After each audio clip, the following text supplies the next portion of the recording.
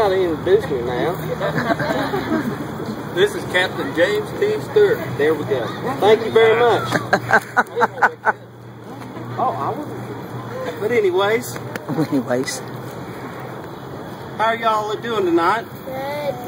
Good. I'm gonna go ahead and start off by telling y'all a little bit about myself. I'm the ghost of Captain James T. Stewart. I was born on March 5th, 1822. I come from a rather prominent family from within this community.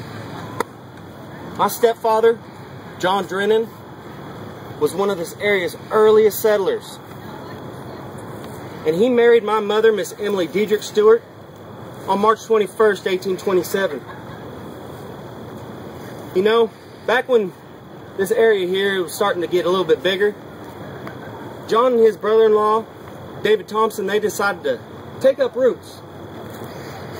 And they wanted to leave Missouri and move on down to Arkansas. When they got down to Arkansas, they began to establish themselves by advertising in a paper for some goods that they had contained in Little Rock and Washington and Hempstead counties. Well, those two men, they eventually chose to settle at Columbus, which is 1 mile below Van Buren. Well, 1836 rolls around and they got the chance to buy up the land claims of Thomas and Daniel Phillips. And this land that they got, they found in Van Buren, and what this eternal resting place it now sits upon. But nonetheless, being an inhabitant of the Drennan household, it allows somebody to come into contact with some highly profiled people, such as Albert Pike, who came to us at the Drennan house quite often. Him and John were pretty tight. So tight that John was named one of Albert Pike's seconds in his gun battle with Colonel Roan.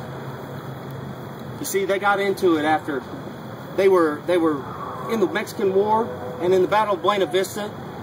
Roan had written home some letters that got published in the Arkansas Banner that discredited Pike. Said he wasn't even at Buena Vista. He didn't have his men down there. Well, Pike heard this, and he was mad. He challenged that man to a duel. And on the morning of July 29th, those two got up. They got back to back. They counted off 10 spots. Load of pistols in their hands. They turned, they fired. Everybody's still standing. Both shots missed, but one of Roan's, it went right through that big, heavy beard of Pike's. Well, undeterred, those two men, they got back to back. They counted off another 10. They were both still standing.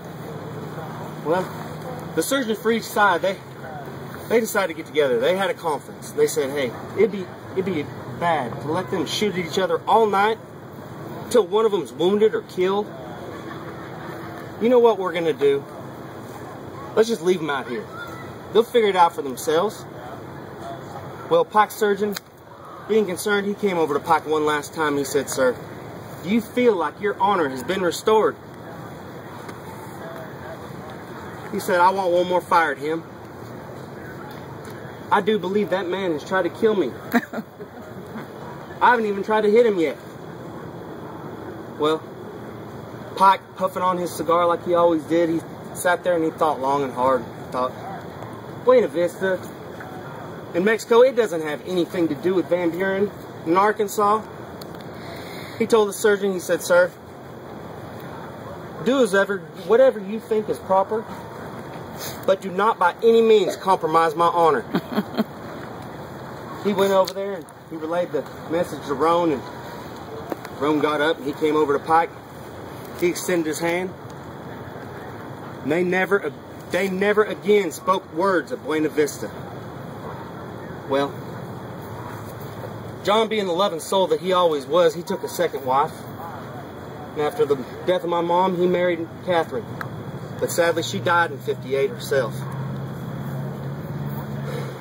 Well, John was always involved in something. Always involved. He was always there. '58, he negotiated some land claims for the Cherokee Indians. When they seceded some of their land and they moved on to Indian territory, well, they called that system and everything, they called it the Drennan roll, which they would take account for themselves being there. And that roll they still use today.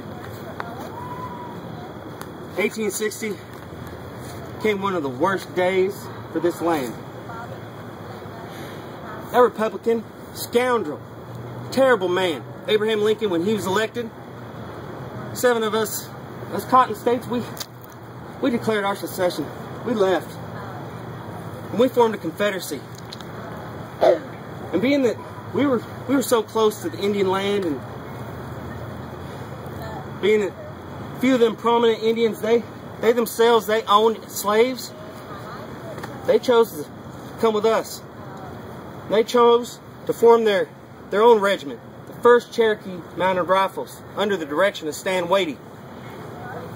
Stan Wadey, being a half-breed, he didn't get much respect. And that first formation, they got together and they soon disbanded. Well, there was a second formation. That formation, it was mostly full-blood Cherokees. Well, when Wadey would give them an order to do something, they didn't think much of it.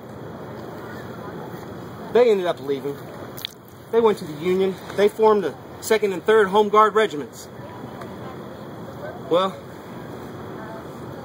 there was still a formation to take place, and they formed another rifle regiment, and I'd be named commanding officer of Company F, Crawford Artillery. Now, we saw a lot of action. And in March of '68, we became directly involved in the Battle of Pea Ridge in Arkansas. And that first day, General Van Dorn, he was successful, but his group, they were overtook. And they ran. Well, that second day, my men, under the leadership of Stan Wadey, we came out and we were initially victorious. But we were counterstruck by the Union, and we fell into disarray. Well, later, that group, being under the direction of Wadey, he was brought under charges and was arrested and held in Warren, Texas, under the charges that some of his men had scalped Union soldiers on the battlefield, and that he had mishandled some money and provisions and such. Well, he filed his resignation papers. They were finally accepted, and he returned back here to Arkansas. Well, that war, it was still in full effect, and we were fighting hard. That we were led under the leadership of Wadey, and he led us on some skirmishes and some raids. One of such, I can remember being on the side of that Arkansas River, and Wadey gave us the order to fire on this Union vessel that was floating on by, and making it pull over, and we raided that boat, took everything they had, full of gunpowder. It was full of bacon, let me tell you guys. Bacon as far as I could see. We ate so good. Well, they were impressed. They made Stan Wadey the Brigadier General. The only